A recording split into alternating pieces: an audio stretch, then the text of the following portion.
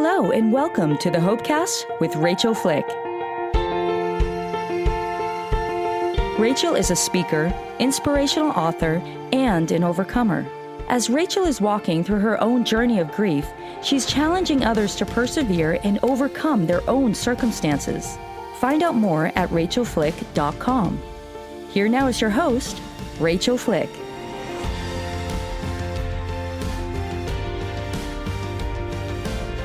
Hey everybody, welcome to this week's episode of the Hopecast with Rachael Flick. I'm really glad that you are joining me again here today. And if you are enjoying the Hopecast, would you do me a favor and subscribe and leave a review on your favorite listening platform? That helps me so much to get the message out of hope and resilience and to other people who are experiencing difficult things in their life. And you sharing the Hopecast helps people with hope and healing. So thank you so much. Today I'm going to talk to you a little bit about anxiety. I'm going to talk a little bit about how I kind of journeyed through my grief with anxiety.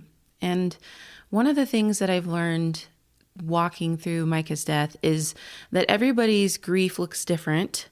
Anxiety isn't necessarily a given experience or symptom of grief, but it definitely was for me. And it was very notable because I am in general a very grounded person.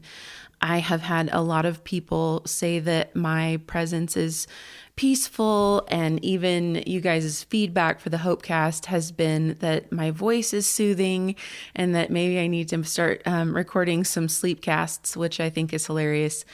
But that is part of who I am as an 8, that I feel grounded and I feel there's just not a lot that feels threatening or overwhelming to me. And I have learned that that's different than what other people experience. Bless our sweet 6s who struggle so much with that issue of fear. And so when Micah died and I began to have severe debilitating anxiety and recurrent panic attacks, that was such a different experience from anything that I'd ever had to live with before.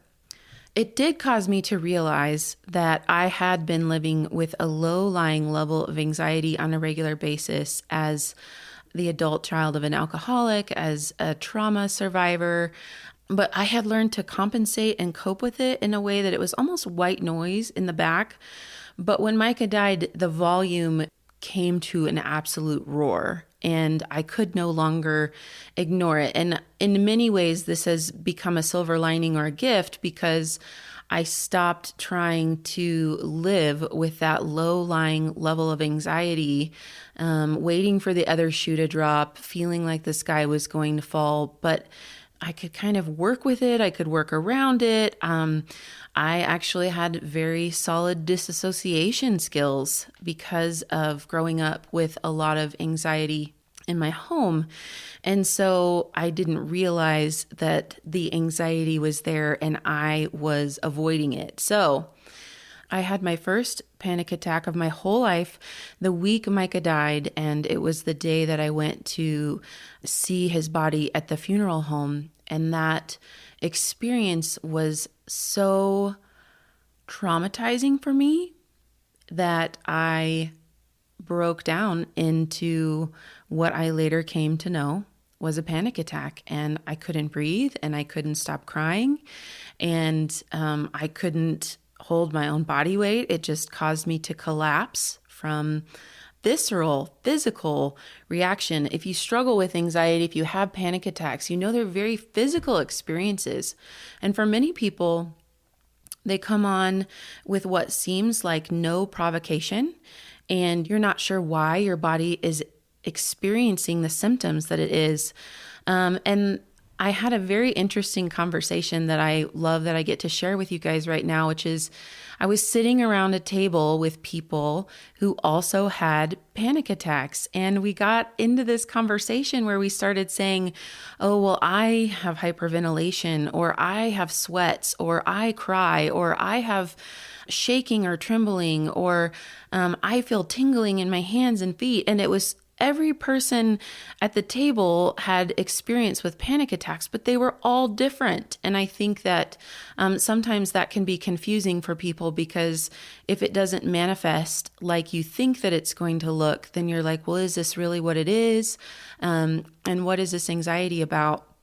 And I have such an interesting experience with it that I actually know exactly why I'm having a panic attack. I know, like, I'm very connected to it, and I feel very calm in many ways in my mind. It's very, very strange.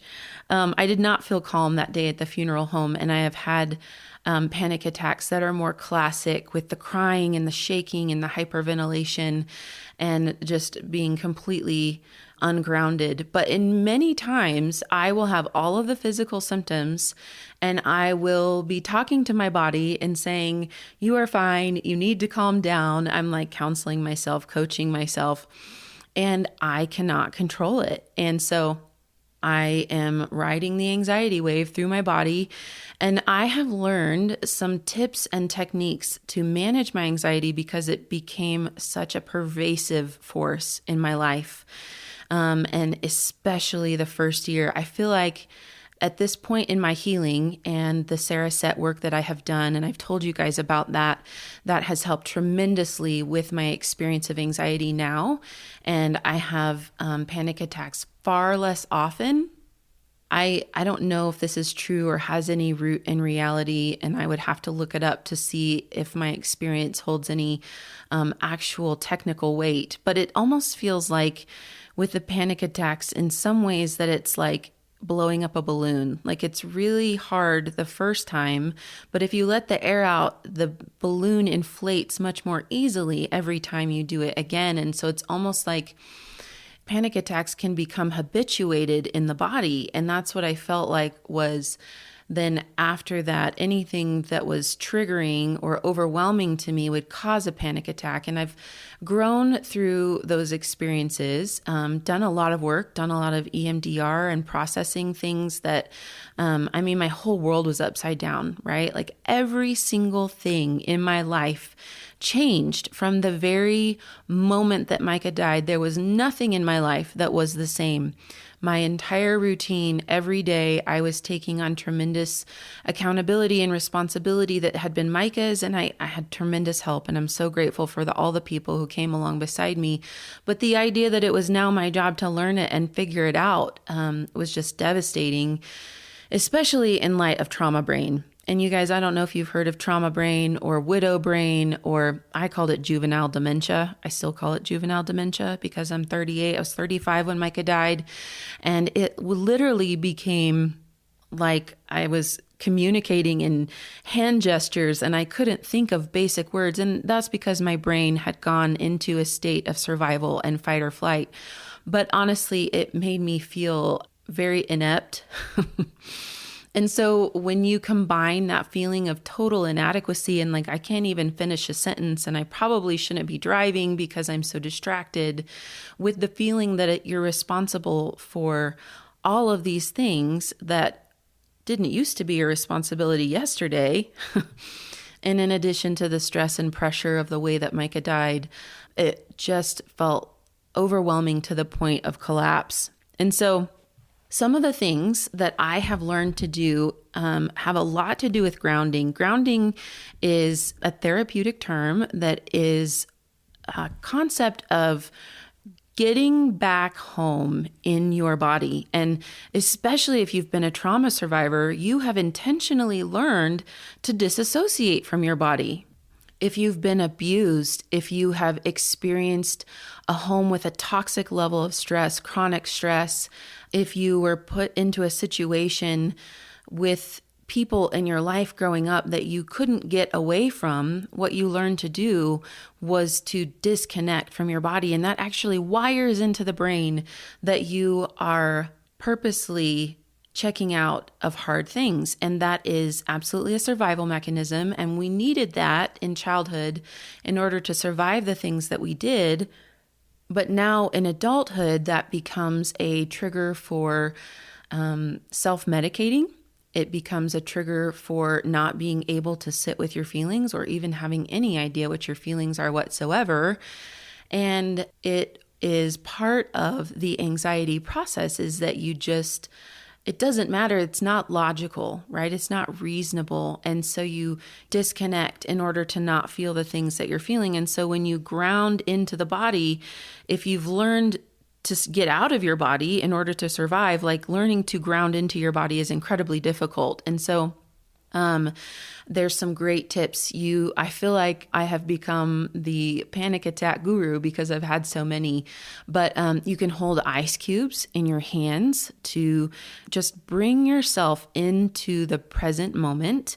The body is in fight or flight when you're having a panic attack. And so if you can move, that will actually begin to process all of that cortisol and adrenaline, epinephrine through your body to get it out, right? Because everything in you is screaming to get away from whatever fear that is, even if you don't know what that fear is. So if you can take a walk, if you can do push-ups, if you can move, it was so interesting.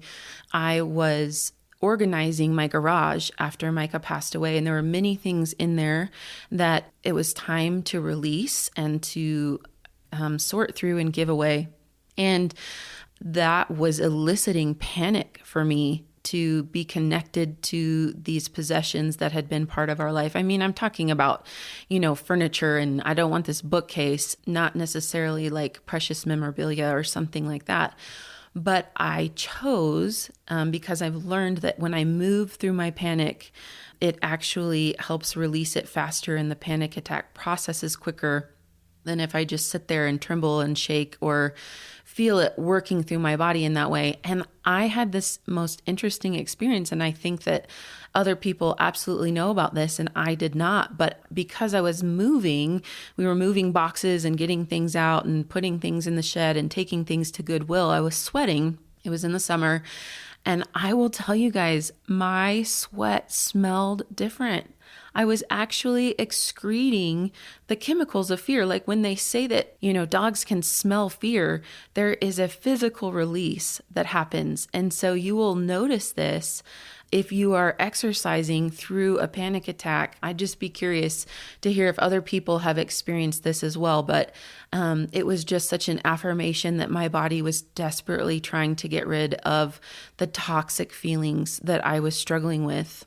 So if you are capable, get moving. I realize that this is not always possible. I have had panic attacks. I actually had a panic attack once that lasted 7 hours. I was completely frozen. I was laying in my bed and I felt electricity vibrating through my body. This was after I had done a trauma session. And so my body was definitely releasing and processing out some old traumatic memories that were literally held in my body. The body holds trauma in memories and energy and cells in the body. And so that's what's happening when you're getting triggered is these old cellular memories are stored in the body and are basically getting cycled in a way through you. And that's why it's like that thing that isn't happening to you feels like it is happening to you because the body is experiencing it as though it were happening. And so I literally was frozen in my bed for 7 hours. That was probably one of my most noteworthy and miserable panic attacks. Some other things that you can do to ground yourself in your body include essential oils, and there are oils that are specifically about grounding. I am not going to get into promoting specific blends and brands because I live in Colorado and those are fighting words. And I haven't been sponsored by any essential oil companies, so not giving them free advertising, but there are many amazing ways to ground the body through essential oils. One of the ways that you can ground your body is through bilateral stimulation. So you can do it very simply with yourself, and you can tap on your legs, left, right, left, right, left, right. There's it's kind of a self-hug called the butterfly. You guys can Google any of these if you can't picture what I'm saying and telling you this. You need to tap your shoulders left, right, across, like you cross your arms across your chest, and then tap left and right and alternate that stimulation to the brain.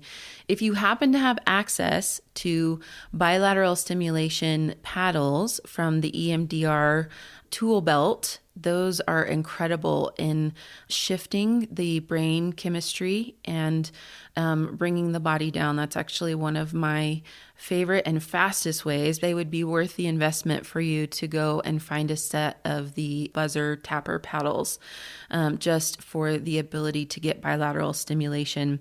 I have a subscription. I guess I am repping someone, even though they have not given me an affiliate link, to Headspace and many meditation apps. There's so many out there.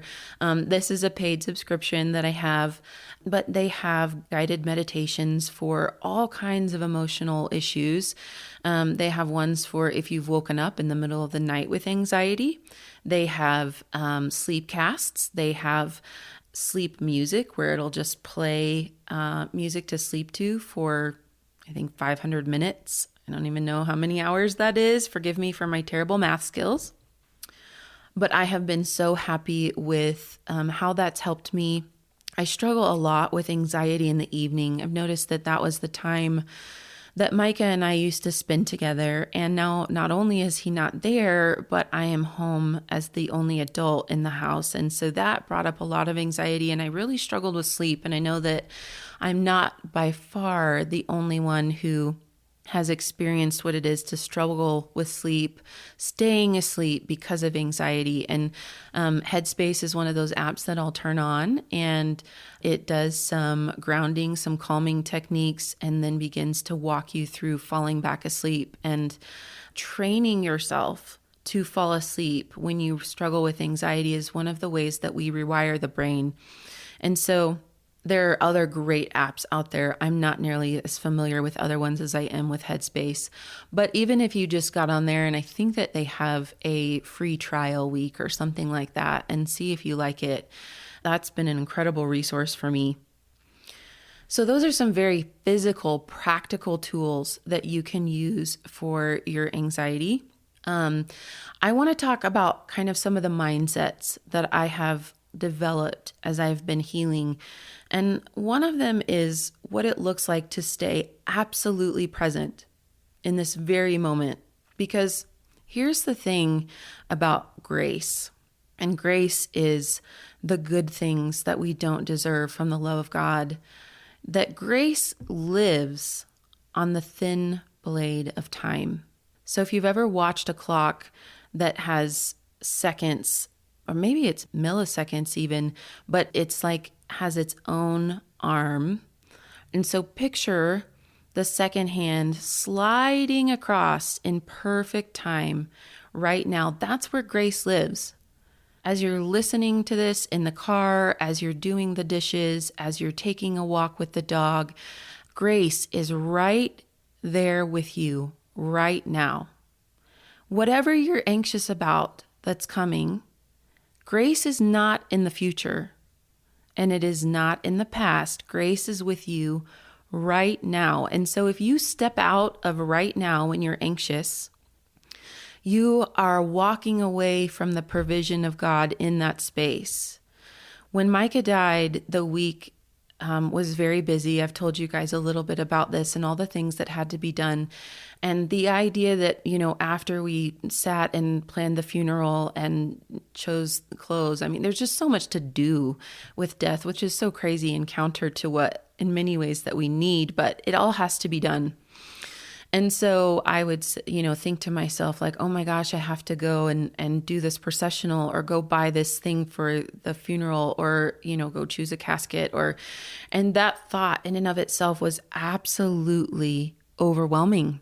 But what I realized was that if I just stayed exactly where I was in my mind, if I stayed exactly where I was, and I grounded myself and I would be like, I am sitting at this table. I am sitting in this chair. I can feel my feet. I just moved my feet. I can feel my feet firmly planted on the floor.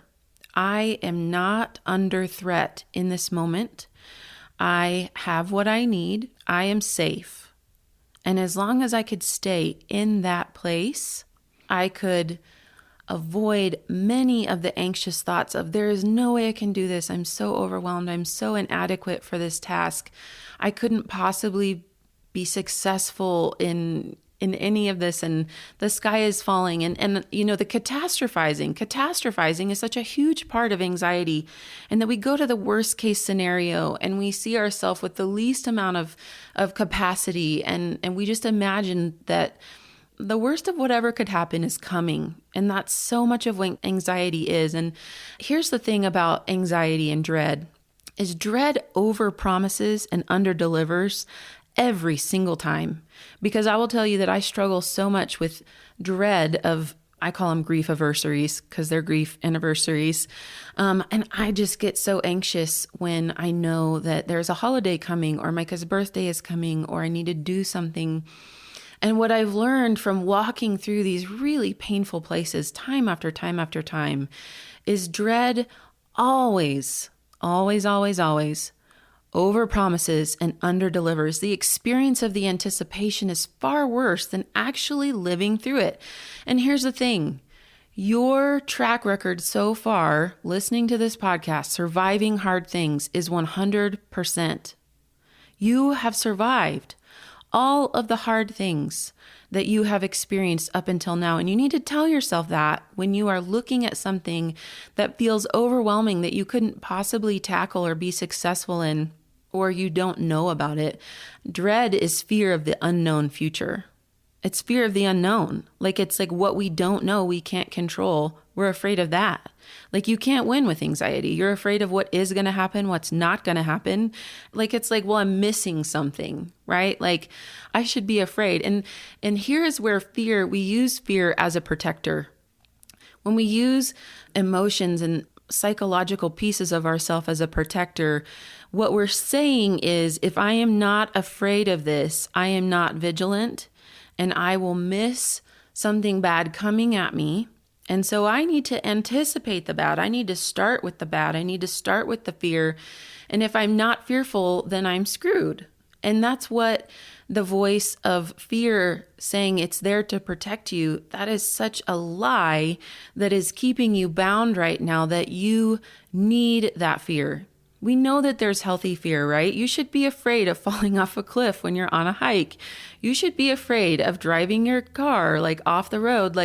There is a healthy fear that protects us, but there is the lie of fear that says if we are not actively seeking the threat in our environment, that we have let down our guard in an irresponsible way. And I will tell you, when you break that off of your life, it will be crazy to you to realize that you have been basically wrapping a boa constrictor around yourself as a form of protection and safety, right? It's squeezing you to death, and you're keeping it there because you think that you need it. And so play with that a little bit. Think about how you might be using fear as a protector and actually intentionally keeping it around you because you think that you need it.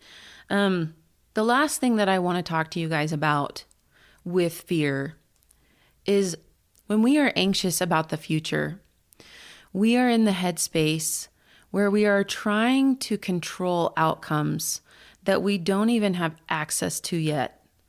We cannot control the future. We cannot control the past.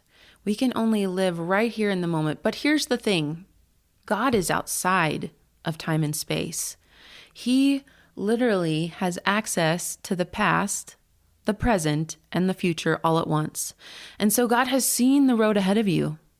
He has seen the thing that you fear. And here's what we don't do when we catastrophize, when we live in dread, when we are panicked or horrified. We always forget to factor in the intervention of God. We forget. We forget that He is relentless in mercy and grace for us, that He has already seen the thing and He's made a way. That song Waymaker, the land bridge that they found when Moses parted the Red Sea, there was a bridge. It was always there. Did anybody know about it? No, they did not. But the Lord opened up the waters and revealed the way that he had already placed and prepared to save his people. The Lord has gone ahead of you, and he has made provisions in ways that you could never even imagine. I think about how I was living with my in-laws at the time when Micah died, and that was such an incredible provision of the Lord for me and my children, because I couldn't sleep and I wasn't eating and feeding them and getting them to school, and just, having other adults that were loving on them and helping us through this transition was the incredible grace of God. And I could have never planned or prepared for that in any way, but the Lord saw it and he knew that we needed it. Micah and I actually put an offer in on a house 3 weeks before he died. And if you know anything about the real estate market here in Colorado, it is on fire. And so we were in a bidding war and did not get the offer on that home. And at the time, Micah and I were very disappointed. And I just see the Lord's provision looking back, that I didn't have to get out of that contract and we weren't in the middle of this process, and that the Lord had intentionally placed us living with his parents so that I would have what I needed when this great loss came. There is a story in the Bible. The Lord is asking the Israelites to build an altar. And what the altar is they are stones of remembrance. And he said, you have got to put down these stones to remember what I've done, because in our humanity, we forget. God provides and we forget, and God provides and we forget, and God provides and we forget. And that's why we're getting anxious over and over again. I will tell you, if you will make for yourself a gratitude journal where you write down when God does cool things in your life, when he provides for you in ways that you could have never imagined, when you are anxious, you can go back to this journal and you can look and say, God provided and he provided and he provided and he provided.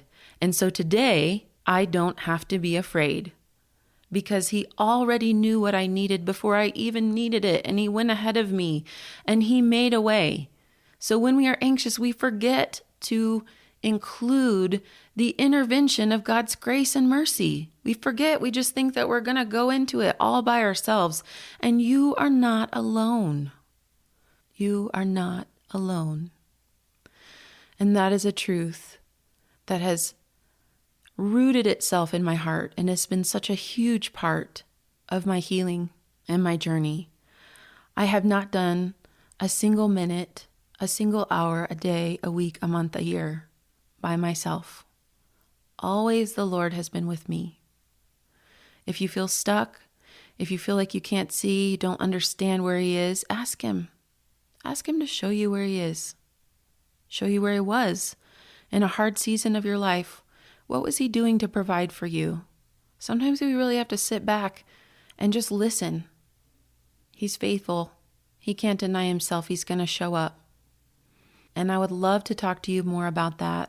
Send me your questions, contact@rachelflick.com. Thank you so much for listening with me today. I really hope that this was helpful.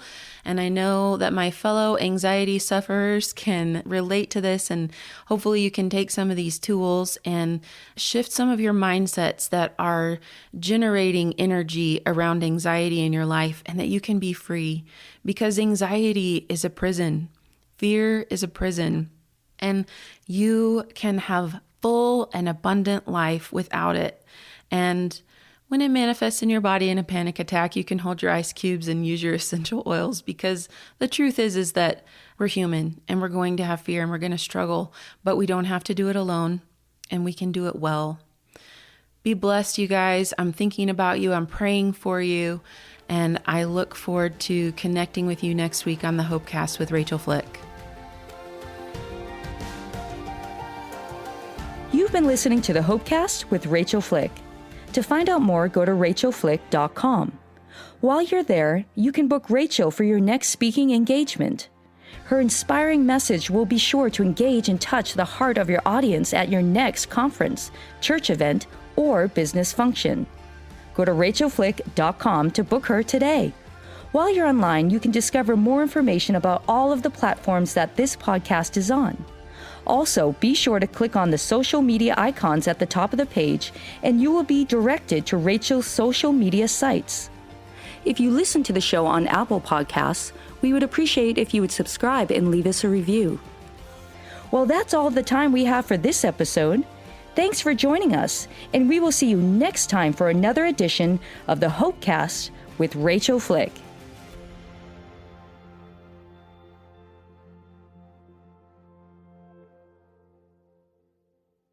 Hello, this is Sarah, your announcer for the Hopecast with Rachael Flick.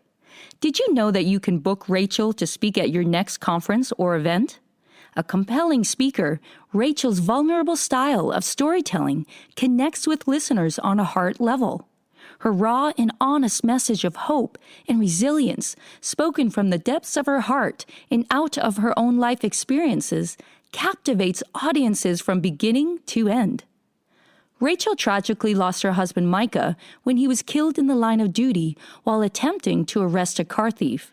Now a widow with 2 young children, Rachael is walking through a journey of grief, yet challenging others to persevere and overcome their own circumstances. She clings to the promise of God's faithfulness and has discovered wisdom and authority found only through suffering. Rachael is passionate about seeing people truly, deeply healed and is equipped to help others get unstuck and connect with God. If you would like to book Rachael for an upcoming conference or event, please visit rachaelflick.com.